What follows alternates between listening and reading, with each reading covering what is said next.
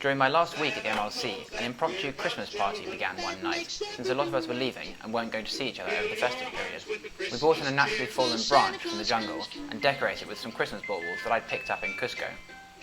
Early the next morning, it was back to work, as I headed out to Culpa to do some filming with a couple of the volunteers and interns.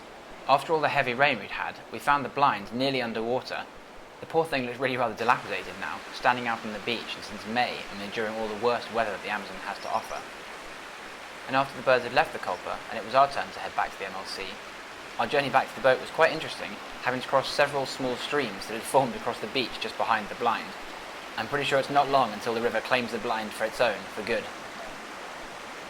Lexi, our conservation field staff member who was leaving with me on the 5th of December, set up some mist nets close to the MLC on his very last day, and while going to check the nets for the very last time, after 9 months of mist netting, he managed to catch a fantastic Rufus motmot, which Ruth, who's training to do the mist netting once Lexi leaves, processed and then released. What a wonderful last bird for Lexi at the MLC. And after one final day of work, it was time for a whole bunch of us, including Lexi, some volunteers, Dan, who's been there for 5 months, and the 3 interns who've been there for 6 months, to all leave the MLC together.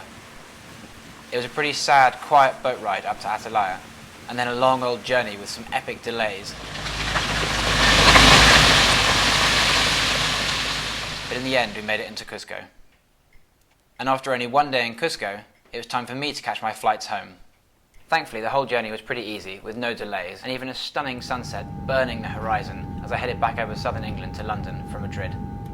And now here I am, back in my kitchen, after 9 months.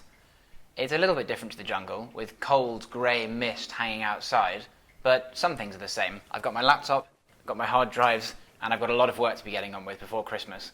But then thankfully, I can take some time off before heading back out to the rainforest in January.